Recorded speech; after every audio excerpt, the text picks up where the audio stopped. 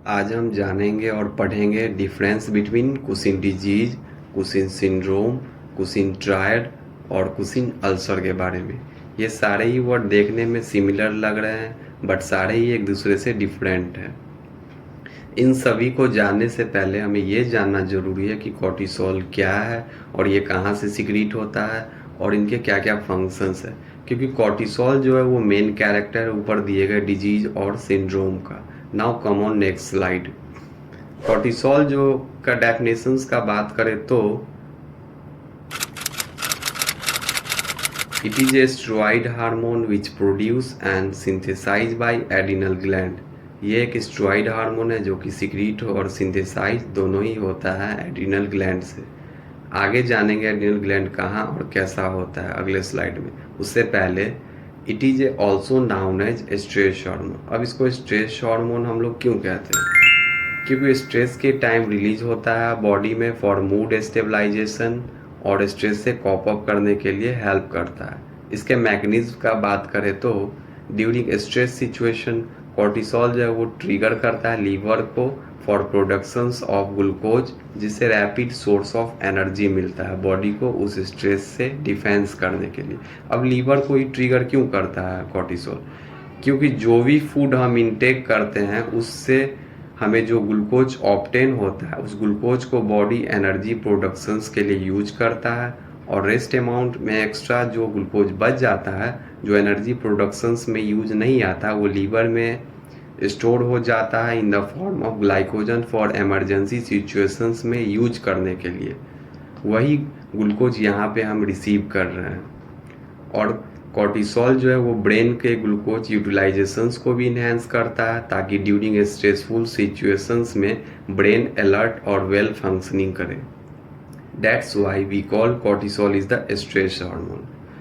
Now let's talk about cortisol regulating crucial role in various body functions.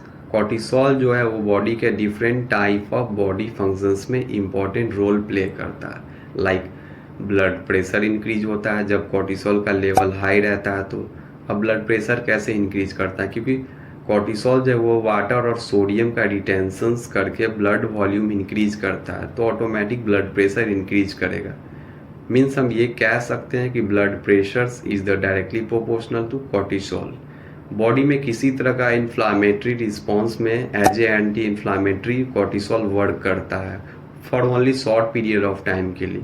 क्योंकि अगर long time period के लिए cortisol body में high रहा तो then they increase inflammation and immuno dysfunctions. तो मतलब शॉर्ट पीरियड टाइम के लिए अगर कॉर्टिसोल है तो वो एक एंटी इन्फ्लामेटरी की तरह वर्क करेगा। अगर ये खुद कॉर्टिसोल लॉन्ग टाइम के लिए बॉडी में हाई है तो ये खुद इन्फ्लामेशन क्रिएट कर सकता है हमारे बॉडी में और बॉडी का बैलेंस बिगड़ सकता है। तो you need to be aware for this line what I said above.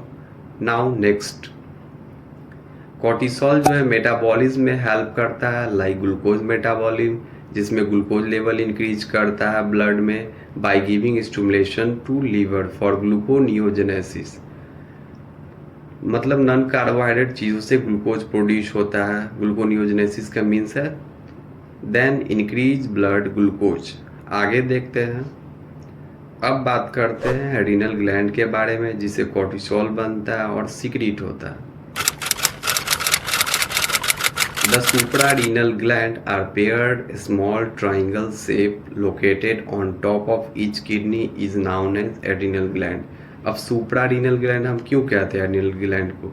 क्योंकि किडनी के टॉपिकल रीजन पे प्रेजेंट होता है जो कि पेयर में होता है, दोनों किडनी पे एक एक ट्राइंगल शेप का होता है। इसे हम डायग्राम से भी समझ सकते हैं। अब एड्रिनल ग्लैंड दो लेयर के होते हैं, दो लेयर से बने होते हैं। एक इन सेंटर में जिसे हम एड्रिनल मेडुला कहते हैं और जिससे एड्रिनलिन और नॉन एड्रिनलिन सिक्रीट होता है, जिसे कि एपिनेफ्रिन और नॉन एपिनेफ्रिन भी कहते हैं। और आउटसाइडर पार्ट जिसे कि एड्रिनल कॉर्टेक्स कहते हैं, जिससे डिफरेंट टाइप ऑफ हार्मोन निकलता है, जिसमें से एक कॉर्टिसोल आता है जो हमारे टॉपिक का मेन हार्मोन है। हम लोग इसे डायग्राम से भी समझ सकते हैं। आगे है मैकेनिज्म ऑफ रिलीजिंग कॉर्टिसोल। मतलब ब्लड में आने के लिए कॉर्टिसोल को कौन स्टिमुलेट करता है? खुद तो नहीं बनेगा। नॉर्मल कंडीशन हमारी बॉडी को नीड नहीं होता है कॉर्टिसोल का, तो इसे कौन प्रोवोक करता है वो देखते हैं। जब हमारी बॉडी को कॉर्टिसोल का नीड होता है तब हाइपोथैलेमस रिलीज करता है CRH हार्मोन, जिसे कि कॉर्टिकोट्रोपिन रिलीजिंग हार्मोन कहते हैं। This hormone stimulate anterior pituitary. अब पिट्यूटरी ग्लैंड का जो है दो हिस्सा होता है, एक एंटीरियर पिट्यूटरी और एक posterior pituitary.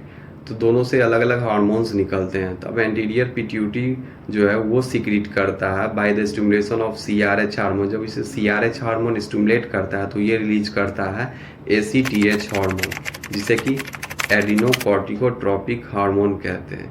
This ACTH hormone act on adrenal gland to produce cortisol. तो ओवरऑल यही मैकेनिज्म है of productions of cortisol. Now अब हम आते हैं अपने मेन टॉपिक पे, जो कि फर्स्ट स्लाइड में था, उस एक एक करके डिस्कस करते हैं। पहला है कुशिन disease. The overproductions of cortisol due to tumor or excess growth in the pituitary gland that cause it to release too much ACTH, which stimulate the adrenal gland to produce cortisols.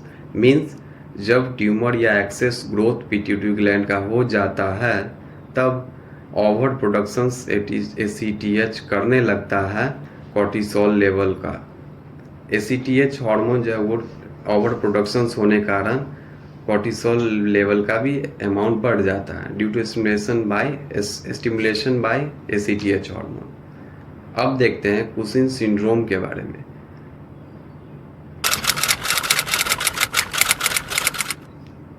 पहले हम देखें वो कुशिन disease था और ये एक syndrome है। इस दोनों में सिमिलरिटी एक है कि कॉर्टिसोल लेवल हाई रहता है। कुशिन डिजीज जो है कुशिन सिंड्रोम का एक सब टाइप है।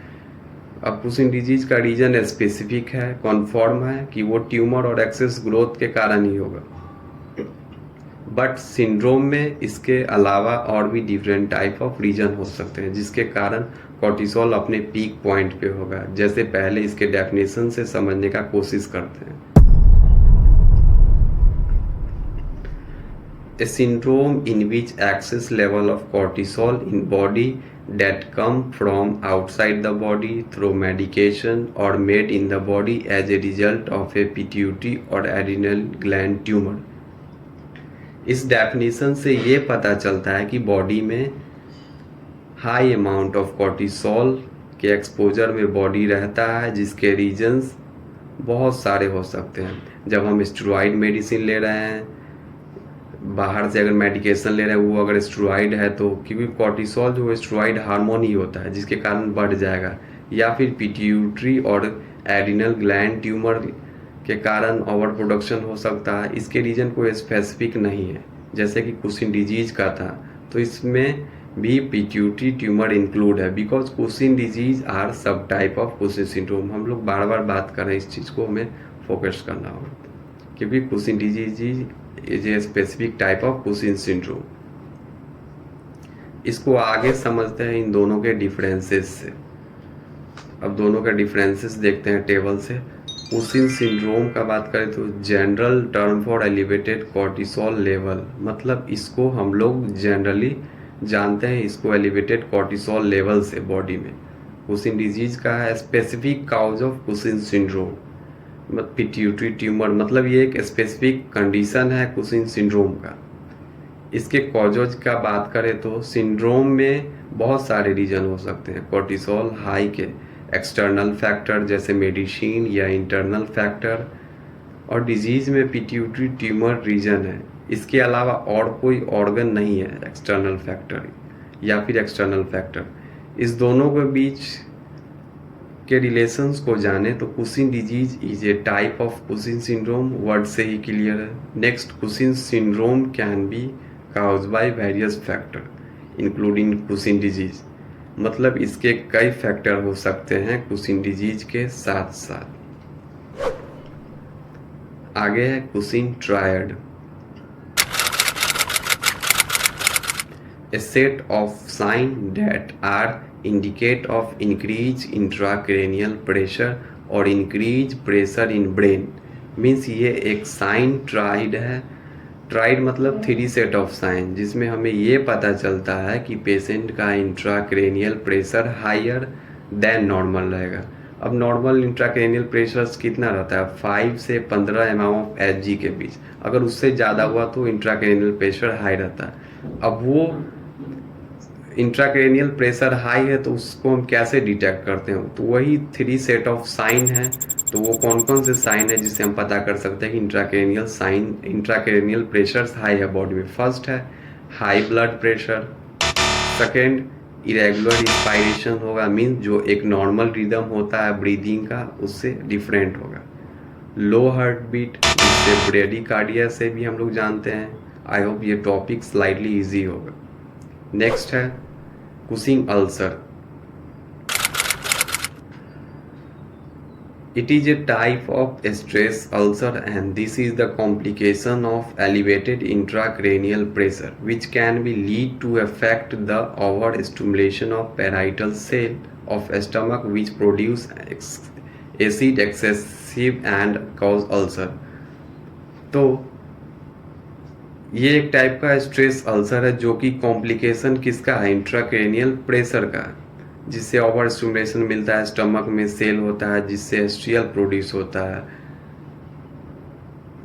मतलब ये हुआ कि कॉम्प्लिकेशन है इंट्राक्रेनियल प्रेशर का, जिससे ओवर स्टिमुलेशन स्टमक को मिल जाता है जहाँ पैराइटल सेल प्रेजेंट होता है जिससे एचसीएल प्रोड्यूस करता है।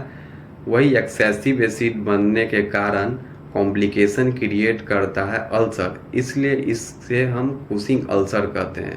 अगर इसके मैकेनिज्म का बात करें तो इंक्रीज आईसीपी जो है स्टिमुलेट करता है वेगस नर्व को, जो कि रिस्पॉन्सिबल होता है पैरासिम्पैथेटिक कंडीशन का। 2 टाइप का कंडीशंस होता है हमारे बॉडी में, एक पैरासिम्पैथेटिक कंडीशन जो कि नॉर्मल है और एक सिंपैथेटिक कंडीशन जब फाइट और फ्लाइट या इमरजेंसी सिचुएशन के दौरान होता है। दोनों टाइम बॉडी का फंक्शंस अलग अलग होते हैं। तो पैरासिम्पैथेटिक कंडीशन के लिए रिस्पॉन्सिबल होता है वेगस नर्व जो कि स्टिमुलेट होता है due to increase intracranial pressure. इस कंडीशन में स्टिमुलेशन मिलने के कारण parietal cell more acid production करता है for prolong acid cause ulcer. अब ज़्यादा अमाउंट में अगर हमारे बॉडी में HCl रहेगा ज़्यादा देर के लिए तो वो अल्सर क्रिएट करेगा, जिसे हम कुशिंग अल्सर कहते हैं। That's it, thank you.